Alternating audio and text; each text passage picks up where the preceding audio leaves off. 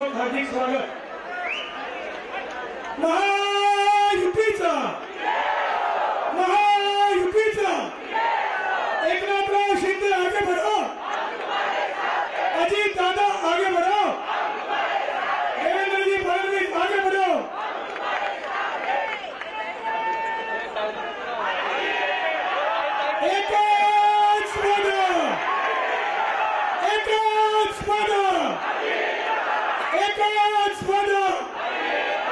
अरे महाराष्ट्राचा बुलंद आवाज। त्यानंतर उपमुख्यमंत्री देवेंद्रजी फडणवीस आपल्या समोर मनोमत व्यक्त करतात।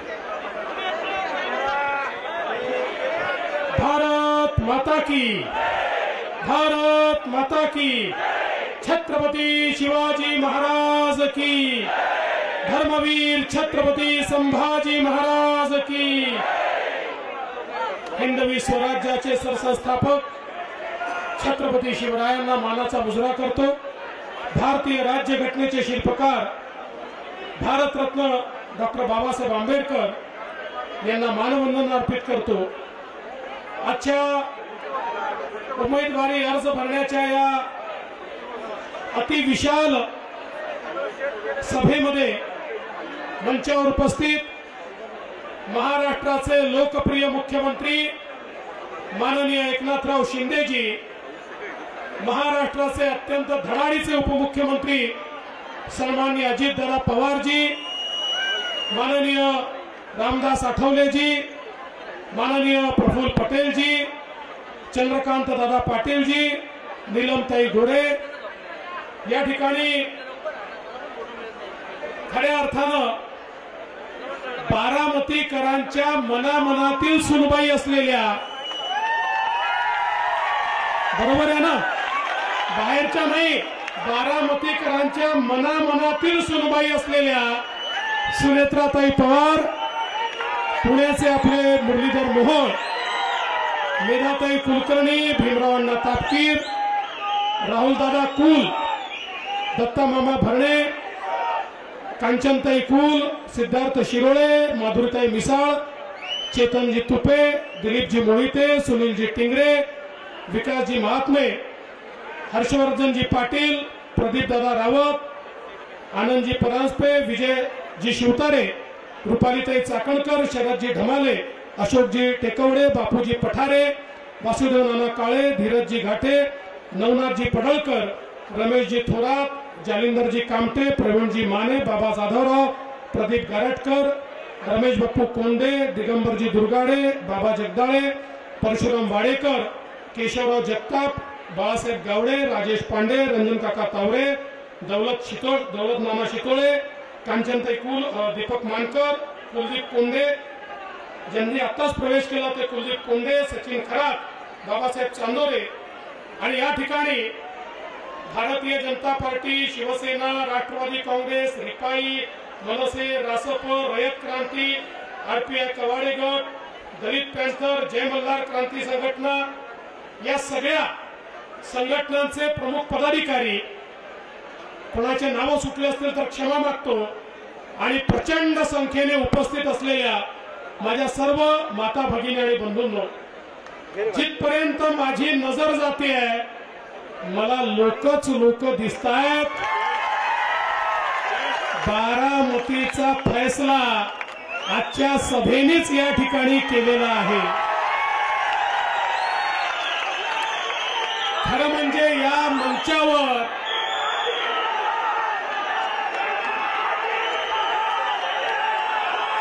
मंचावर जी शक्ती बसलेली आहे, जिंकण्याकरता 7-8 लाख मतं लावतात, पण या मंचावर बसलेल्या बारामतीच्या नेत्यांची गोळाबेरीज केली तर 12-15 लाख मतं तर या मंचावरच बसलेले आहेत। त्यामुळे आता बारामतीला कोणी थांबवू शकत नाही, वहिनींना कोणी थांबवू शकत नाही। पण वहिनी तर आहेतच, पण मागच्या वेळेस नंबर 2च्या उमेदवार कांचनताई कुल आहेत, नंबर 3चे उमेदवार नवनाथ पडळकर आहेत, त्यामुळे सगळेच या ठिकाणी आहेत। आता केवळ आपल्याला बारामतीमध्ये घरोघरी जनतेपर्यंत पोहोचून त्यांना मतदान केंद्रावर आणायचं आहे। आणि मला विश्वास आहे की या ठिकाणी आपल्या आशीर्वादाने एक नवा इतिहास घडेल आणि सुनबाई दिल्लीला जातील जातील म्हणजे जातील। आपण सगळ्यांनी बघितलं अजितदादांनी या बारामतीच्या क्षेत्रामध्ये गेले 25-30 वर्ष सातत्याने मेहनत केली, विकास केला, माणसं जोडली। आज ज्या विकासाचं चित्र आपल्याला दाखवलं जातं त्याच्यामध्ये मोलाचा वाटा हा अजितदादांचा आहे, हे कोणीच नाकारू शकत नाही। पण बंधू भगिनींनो, मी तुम्हाला हे सांगण्याकरता आलोय, ही लढाई पवार साहेब वर्सेस दादा अशी नाही। ही लढाई या ठिकाणी सुनेत्राताई वर्सेस सुप्रियाताई अशी नाही, कारण ही लोकसभेची निवडणूक आहे, ग्रामपंचायतची, जिल्हा परिषदेची किंवा विधानसभेची निवडणूक नाही आहे। ही निवडणूक देशाचा नेता निवडण्याची निवडणूक आहे। या ठिकाणी देशाचा नेता कोण होईल, कोणाच्या हातामध्ये आम्ही भारत देश देऊ याचा निर्णय करणारी निवडणूक आहे।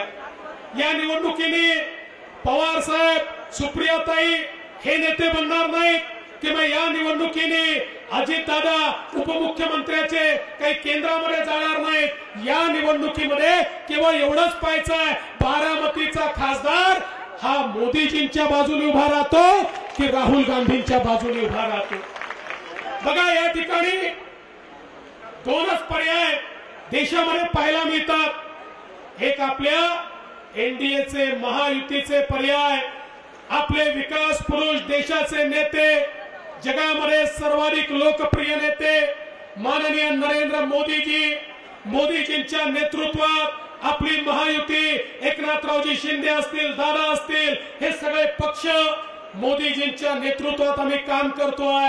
आणि दुसरीकडे राहुल गांधी आहेत आणि राहुल गांधींच्या नेतृत्वामध्ये उद्धव ठाकरेजी असतील, शरद पवार साहेब असतील किंवा इतर सगळे त्यांच्या आघाडीचे लोक आहेत। या ठिकाणी दोनच पर्याय आहे, कुठलंही मत घड्याळावर मिळो, धनुष्यबाणावर मिळो किंवा कमळावर मिळो, ते मत नरेंद्र मोदीजींना जातं। आणि दुसरं कुठलंही मत ते तुतारीवर पडो का पंजावर पडो का मशालीवर पडो, ते राहुल गांधींना जातं।